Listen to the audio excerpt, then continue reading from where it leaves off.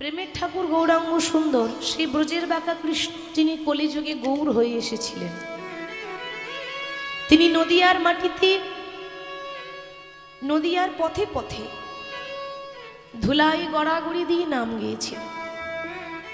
আচ্ছা মাগো, আপনাদের মনে কি একবারও প্রশ্ন জাগে না যে হ্যাঁ মা, যিনি সৃষ্টি স্থিতি লয় প্রলয়ের মালিক, যিনি বিশ্বব্রহ্মাণ্ডের মাতা পিতা ভগবান শ্রীকৃষ্ণ, ভগবানের তো কোনো কিছুর অভাব ছিল না। ভগবানের কি কোনো কিছুর অভাব আছে মা? তিনি তো জগতের মালিক। তাহলে কেন ভগবান হয়ে নবদ্বীপে ধুলোতে গড়াগড়ি দিয়ে নাম করেছিল? কেন, কি প্রয়োজন পড়লো ভগবানের ধুলাই গড়াগড়ি দিয়ে নাম? আসলে কারণটা কি জানেন? একটাই কারণ, আপনাদের মতো ভক্তের চরণ ধুলো অঙ্গে মাখবো বলে, ভক্তের পায়ের ধুলো গায়ে মাখবো বলে ভগবান হয়ে ধুলাই গড়াগড়ি দিচ্ছে। যে জায়গায় বসে আছেন না মা, এটা কোনো সাধারণ জায়গা নয় গো। মনে রাখবেন, টাকা থাকলে দামি দামি চেয়ারে বসা যায়, টাকা থাকলে গদিতে বসা যায়, কিন্তু টাকা থাকলেও ভক্তের আসন পাওয়া যায় না। এটা বহু ভাগ্যে পাওয়া যায়। যে আসনে বসেছেন এটা রাজা পরীক্ষিতের আসন। সতার আসনে বসে সেই মহাভারতের পঞ্চপাণ্ডবের মধ্যে অর্জুন, অর্জুনের পুত্র অভিমন্যু, অভিমন্যুর পুত্র রাজা পরীক্ষিত। ওমা একদিন নয়, দুদিন নয়, 3 দিন নয়, 7 দিন ধরে তিনি ভাগবত পাঠ শ্রবণ করেছিলেন। আর 7 দিনের মধ্যে ভাগবত পাঠ শ্রবণ করতে করতে তার তক্ষক দংশনে মৃত্যু হয়েছিল। ভগবানের নাম শুনতে শুনতে সে মারা গিয়েছিল। ওমা এমন ভাগ্য কজনের হয় গো? কজনের ভাগ্যে জোটে যে নাম শুনতে শুনতে চলে যেতে পারে? কজনের ভাগ্যে জোটে যে নাম গাইতে গাইতে চলে যেতে পারে? এ আমাদের পরম সৌভাগ্য। যদি শুনতে শুনতে বলতে বলতে চলে যেতে পারি না মা, বুঝে নেবেন আমার মানব জন্মটা ধন্য হয়ে গেল। ভক্তের ভগবান তিনি, ভক্তকে নিয়ে হরিনাম তিনি বিলিয়েছিলেন।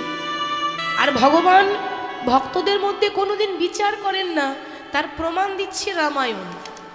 কি প্রমাণ?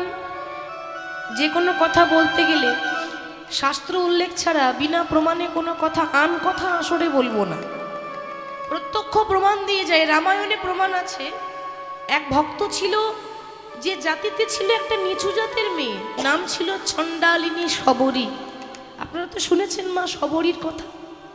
তো নিচু জাতের মেয়ে যখন 5 বছর বয়স না মা, একটু লক্ষ্য করবেন, প্রভুর নাম শুনছেন তো, যদি হৃদয়টা যদি একটু না হৃদয়ঙ্গম করতে পারেন, যদি নামের মধ্যে না ঢুকতে পারেন, তাহলে নাম শুনে কোনো মঙ্গল হবে না মা। সেই চণ্ডালিনী শবরী মাত্র 5 বছর বয়স, খুব ছোট, তখন ভালো করে জ্ঞান হয়নি। সেই 5 বছর বয়সে সে নিজের বাবা মাকে হারিয়েছিল। হঠাৎ তার মা বাবা ইহলোক ছেড়ে পরলোকে গমন করল।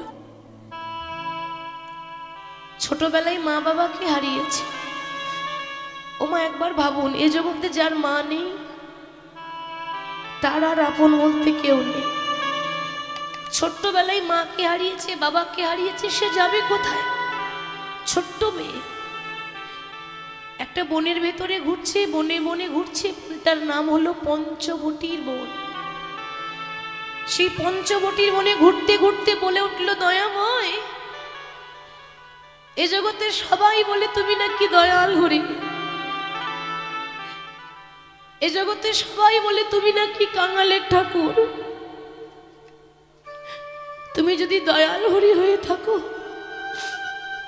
তুমি যদি কাঙালের ঠাকুর হয়ে থাকো, এই কাঙালিনীর প্রতি কি কোনোদিনও তোমার দয়া হবে না? চেয়ে দেখো, আজ আমার আপন বলতে আর কেউ নেই। আমি যে পথের কাঙালিনী হয়ে গেলাম, আর কেন হবে না? ভগবান নিজের মুখে বলে গেছে, ভক্ত মোর এ জগতে যে করে আমার আশ, আমি তারই করি সর্বনাশ। দেখবেন মিলিয়ে, আপনি কারো ক্ষতি করেননি মা, আপনি কোনোদিন কারো অন্যায় করেননি, আপনি সত্যি কথা বলেন, সৎ পথে চলেন, আপনি ভগবানকে ভালোবাসেন। কিন্তু জীবনে যত দুঃখ কষ্ট জ্বালা যন্ত্রণা ভগবান আপনাকে দিয়েছে, দেয়নি? আমরা বলি তো যে মাগো আমরা তো কারো ক্ষতি করিনি, তাহলে আমাদের জীবনে এত দুঃখ কেন? কেন হবে না? ভগবান বলেছে, যারা আমার নাম করে, যারা আমায় ভালোবাসে, আমার প্রথম কাজ হচ্ছে তাকে রাস্তার কাঙাল করে দেওয়া। তাতেও যখন শান্তি হয় না, আমার দ্বিতীয় কাজ হচ্ছে তাকে রাস্তার ভিখারি করে দেওয়া। তবু যদি না ছাড়ে আমার পাঁচ, তারপর হই আমি তার দাসীর অনুদাস। ওমা আমাদের তো ধৈর্য নেই, কিন্তু সবরই ধৈর্য দেখুন। ওইটুকু মেয়ে মনে মনে প্রতিজ্ঞা করল, দয়াময় ভালো যদি বাঁচতেই হয়, এ জগতে মায়ার সংসারে অন্য কাউকে নয়, একজনকেই ভালোবাসবো, সে হলো প্রভু রামচন্দ্র। ওইটুকু মেয়ে রাম রাম রাম রাম রাম রাম রাম করতে করতে আজ এত বয়স হয়ে গেল, ভালো করে চলতে পারে না, হাঁটতে পারে না, সংসার পর্যন্ত করেনি, শুধুমাত্র রামকে দেখবো বলে শুধুমাত্র বনে বনে খুঁজে বেড়ায়, যদি কোনোদিনও রামের দেখা পায়।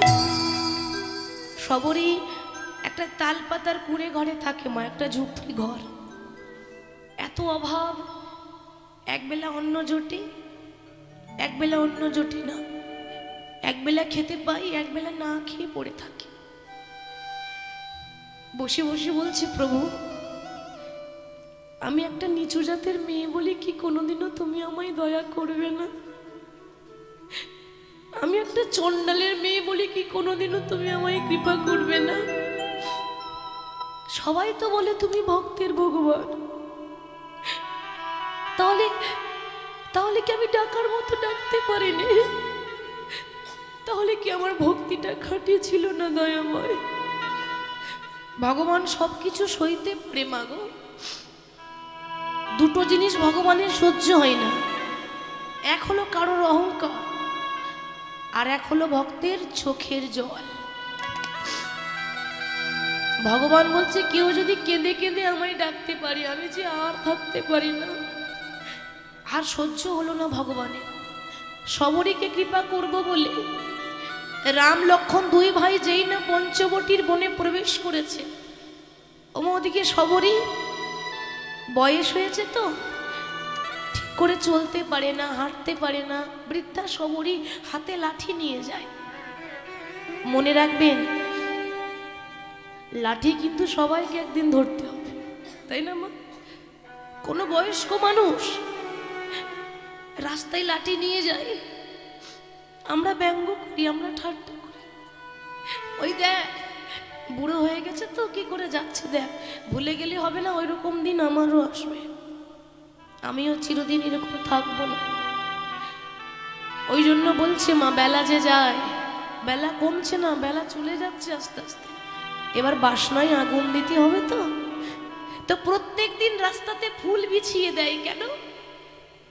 যদি কোনোদিন আমার দয়াময় আসে, আর যদি আসার পথে আমার প্রভুর চরণে যদি আঘাত লেগে যায়, আমার রাস্তাতে তো কত পাথর আছে, যদি চরণে আঘাত লাগে, প্রতিদিন ফুল বিছিয়ে দেয়। একদিন রাম লক্ষ্মণ ওই সবরীর তালপাতার কুড়ে ঘরে এসে যেই না দাঁড়িয়েছে, ওমা ভগবানকে দেখা মাত্র সবরীর এত আনন্দ, আনন্দ আর ধরছে না। মনে মনে চিন্তা করছে, হায় হায় আমি কি দেখলাম, এ জগতে যোগী যারে যোগে পাই না, মুনি যারে ধ্যানে পাই না, যাকে পাওয়ার জন্য ভক্তরা সারা জীবন কষ্ট করে যায়, কেঁদে যায়, সেই ভগবান আমার মতো কাঙালিনীর ঘরে এসেছে। কিন্তু বাবা, ভগবান এসেছে বটে, ভগবানকে বসতে দেব কোথায়? এ জগতের ভক্তরা, প্রত্যেকটা ভক্তরা ভগবানকে বসাবার জন্য বাড়িতে কি সুন্দর একটা সিংহাসন বানিয়ে দেয়, তাই না মা? গোপাল ঠাকুর বসবে, গোবিন্দ বসবে, সবাই কম বেশি একটা সিংহাসন বানায় যেখানে ঠাকুর বসে থাকে। কিন্তু প্রভু, তুমি তো জানো আমি ছোট থেকেই অভাগিনী, আমি ছোট থেকেই অনাথিনী। তোমাকে যে সম্মান দিয়ে বসতে দেব সেই সিংহাসন আমার নেই। সিংহাসন নেই তো কি হয়েছে? সবরই যে কাপড়টা পরেছিল 100 জায়গায় ছেঁড়া, ধুলো বালি নোংরা ময়লা লেগে আছে। কিন্তু মাগো, কাপড়ের মধ্যে ময়লা থাকতে পারে, মনের মধ্যে ময়লা ছিল না। কাপড়ের মধ্যে নোংরা থাকতে পারে, মনের মধ্যে নোংরা ছিল না। আমরা তো শুধু মানুষের বাইরেটা দেখে বিচার করি, ভালো মন্দ বলে দিই, শুধু বাইরের সাজটা দেখি। ভগবান কাপড়টা দেখবে না, বাইরের সাজটা দেখে না। দেখে কি? ভগবান কি দেখে? ভক্তের হৃদয়, ভক্তের ভক্তি, ভক্তের অন্তর। সে ওই ছেঁড়া কাপড়ে করে মাটির বারান্দার ধুলোটা ঝাড়ছে। ধুলো ঝেড়ে দিয়ে বলল, দয়াময়, তুমি তো জানো আমার ঘরে সিংহাসন নেই, তুমি আমার এই মাটির ঘরটাকে সিংহাসন মনে করে বসো। ভগবান মাটিতেই বসলেন। বসার পর মনে মনে চিন্তা করছে যে এতদিন সিংহাসনে বসে যে সুখ পাইনি, আজকে মাটির ঘরে বসে সেই আনন্দ পেয়েছি, সেই সুখ পেয়েছি। আচ্ছা সবরই আমাকে বসতে তো দিলে, তা কিছু সেবা দেবে না? আমার যে বড্ড ক্ষুধা পেয়েছে, দাও দাও, কিছু সেবা দাও। কি দেবে বাবা? ভগবানকে দেওয়ার মতো সবরীর ঘরে শাক অন্ন পর্যন্ত ছিল না। সবরী বলছে, প্রভু তুমি আমার মতো অভাগিনীর ঘরে সেবা নিতে চাও? কি সৌভাগ্য আমার, এ আমার বহু জন্মের সার্থকতা। তুমি একটু বসো, আমি যেমন করে হোক তোমার সেবার ব্যবস্থা করছি। ভগবানকে বসতে দিয়ে সবরই বনে বনে ঘুরছে, মা যদি কিছু পাওয়া যায় সেবার জন্য। কিন্তু মায়েরা, বন মানেই তো জঙ্গল। ও মা, জঙ্গলে কি আর 56 ভোগ থাকবে নাকি রাজভোগ থাকবে? বনে বনে ঘুরতে ঘুরতে ঘুরতে ঘুরতে হঠাৎ কুল গাছ দেখতে পেয়েছে। কুল জানেন তো মা? আমরা যে কুল খাই, কুল, ওই কুল গাছ দেখতে পেয়েছে। আর কুল গাছ দেখতে পেয়ে অনেকগুলো কুল নিজের শাড়ির আঁচলে করে নিয়ে এসেছে। শাড়ির আঁচলে কুল নিয়ে মনে মনে চিন্তা করছে যে যে ভগবান রাজভোগ খায়, যে ভগবান 56 ভোগ খায়, তাকে কি কুল দিয়ে সেবা দেওয়া যায়? কিন্তু ভগবান কি একবারও বলেছে মা যে আমাকে 56 ভোগ দাও? কি গো মা বলেছে? কোন শাস্ত্রে বলেছে আমাকে রাজভোগ দাও, নাইলে আমি সেবা নেব না? কি বলেছে ভগবান? ভক্ত মোরে, আমাকে দেওয়ার মতো যদি তোমাদের কাছে কিছু না থাকে, নাইবা রইল, আমার দরকার নেই 56 ভোগের, আমার দরকার নেই রাজভোগের। এই জগতে প্রত্যেকটা ভক্তকে আমি একটা করে গঙ্গার একটা করে যমুনা দিয়েছি, 2টি নয়ন।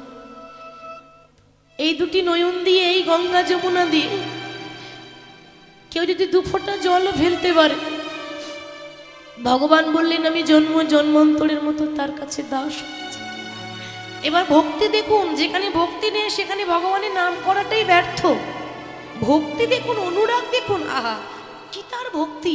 আঁচলে করে কুল পেরে নিয়ে এবার যেই না সেই কুল রামচন্দ্রের বদনে দেবে, মানে যেই না সেবা দিতে যাবে, বাবা অমনি মনে মনে চিন্তা করছে, হায় হায়, আমি কি করলাম? ও মা, আমি যে কুলটা ভগবানকে দেব, ভগবানকে দেওয়ার আগে নিজে খেয়ে দেখতে হবে না কুলটা টক আছে না মিষ্টি আছে? ও মা, দেখেছেন ভক্তি? একবার বুকে হাত দিয়ে বলুন, সত্যি করে আমরাও তো সেবা দিতে যাই, কি গো যাই তো? এত বড় থালায় সুন্দর করে ফল কেটে নিয়ে যাই, দিতে হয়, দি। আমরা বলি ও মা ভগবানকে দিলাম, ভগবান তো খেলো না। কে বলেছে ভগবান খায় না? দেওয়ার মতো দিতে হবে তো। সেবা দেওয়ার মতো দিতে হয়, কাঁদার মতো কাঁদতে হয় যেন তার হৃদয়ে গিয়ে লাগে। আমরা আমাদের ছেলে মেয়েরা যখন খাই, কোনো খাবার যখন দিই, দেখবেন মা 10 বার যাচাই করি না, আমার ছেলেটা খাবে, খাবারটা বাসি নয় তো, খাবারে কোনো পোকা পড়েনি তো। খাবারটা যদি বিষাক্ত হয় আর আমার সন্তান যদি খায়, ওর যদি কোনো ক্ষতি হয়ে যায়, তাহলে আমি কি করে থাকবো? কেন ভাবি বলুন তো? আমার ছেলে বলে আমরা ভালোবাসি, আমার প্রভুকে ভালোবাসতে পারিনি গো। ভালোবাসতে গেলে আগে বাসাটা ভালো করতে হবে। এক একটা কুল নিজে খেয়ে দেখছে, যেটা টক লাগছে সেটা ফেলে দিল, যেটা মিষ্টি লাগছে সেটা রামচন্দ্রের বদনে তুলে দিচ্ছে। আহা, সবরই কি সেবা দেব গো? ভগবান অজর জোরে কাঁদছে, আর থাকতে পারছে না তার ভক্তি দেখে। মনে মনে চিন্তা করছে, হায় রে, এ জগতে মন্ত্রতন্ত্র দিয়ে সবাই ডাকে, যে যেমন করে পারে সে ভগবানের নাম করে যায়, কিন্তু কয়জন আছে যে সবরীর মতো এমন চোখের জলে ভেসে আমায় কেউ ডাকে না। নিতাই জলে ভেসে কেউ ডাকে না, আমায় মন্ত্রে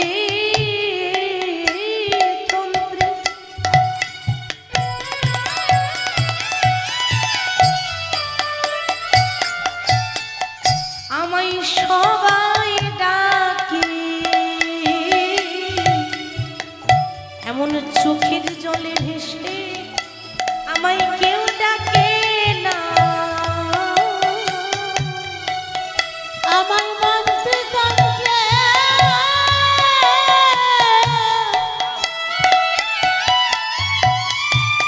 আমায় মন্ত্রে তন্ত্রে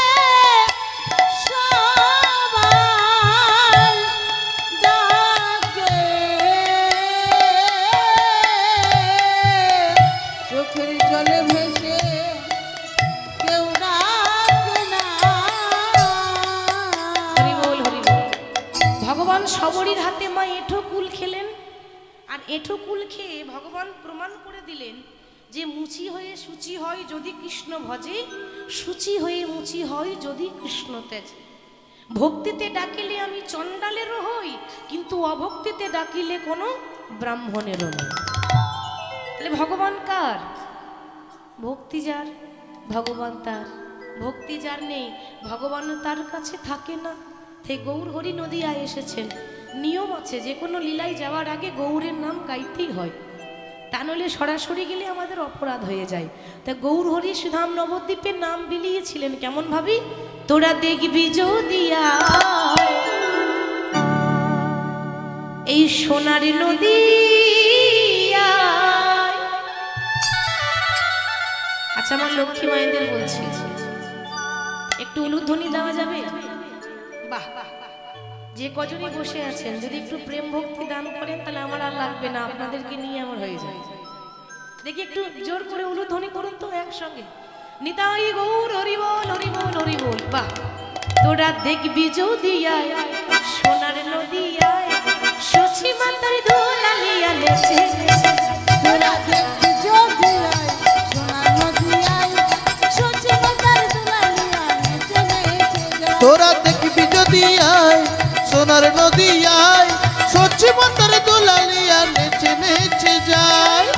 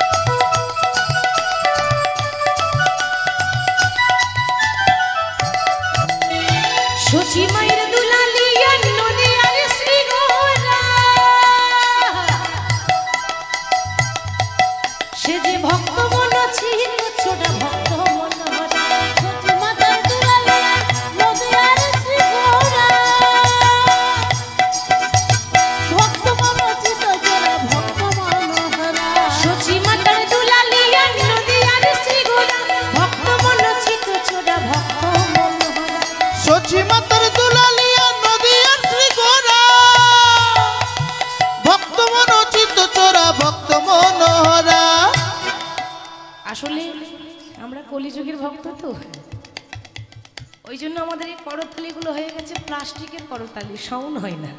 কি গো ঠিক বলছি? হ্যাঁ, মানে করতালি দিচ্ছে কিন্তু কি করে দিচ্ছে বলুন তো? এরকম করে দিলে হবে? আশেপাশে গ্রামে যেন সব শুনতে পায় যে কীর্তন হচ্ছে। হরি বল, সবাই বাহু তুলে দেখি, সবাই দুটি বাহু তুলে। তোরা দেখবি যদি সোনার নদিয়ায় সচি মায়ের দুলালিয়া নেচে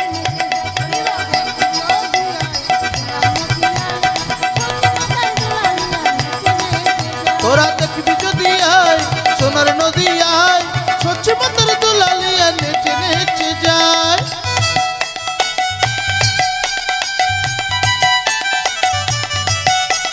হরি বল।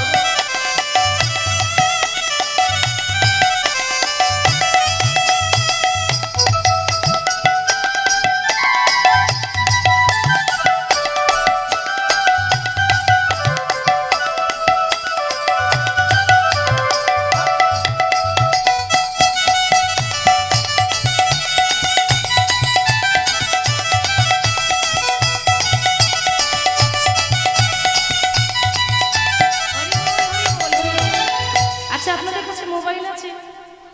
হ্যাঁ, কিছু থাকবে না থাক, ওটা থাকবে, ওটা তো থাকবেই।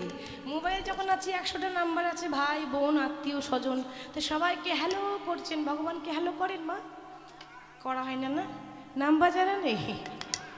নাম্বার সবার জানা আছে, সবারই জানা আছে। 24 ঘন্টায় নাম্বারটাই তো চলছে। আর একবার মনে পড়িয়ে দিই, একবার করে ডায়াল করবেন। সারাদিন পরিশ্রম করুন, কাজ করুন, সন্ধ্যেবেলায় একবার তো হ্যালো করতে হবে নাকি? তাকে ভুলে গেলে হবে?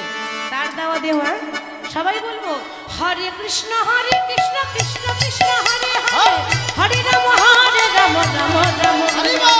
হরে কৃষ্ণ কৃষ্ণ কৃষ্ণ হরে হরে, হরে রাম রাম রাম হরে হরে। হরে কৃষ্ণ কৃষ্ণ কৃষ্ণ হরে হরে, হরে রাম রাম হরে হরে। হরে কৃষ্ণ কৃষ্ণ কৃষ্ণ হরে হরে, হরে রাম রাম রাম হরে হরে। দেখবি যদি যায়, দেখবি যদি যায়, সোনার নদিয়ায় সচি মাতার দুলালিয়া নেচে নেচে যায়। তোরা দেখবি যদি আয় সোনার নদিয়ায়, সচি মাতার দুলালিয়া নেচে নেচে যায়। তোরা দেখবি যদি আয় সোনার নদী আয়, স্বচ্ছ মাতার দুলালিয়া নেচে নেচে যায়।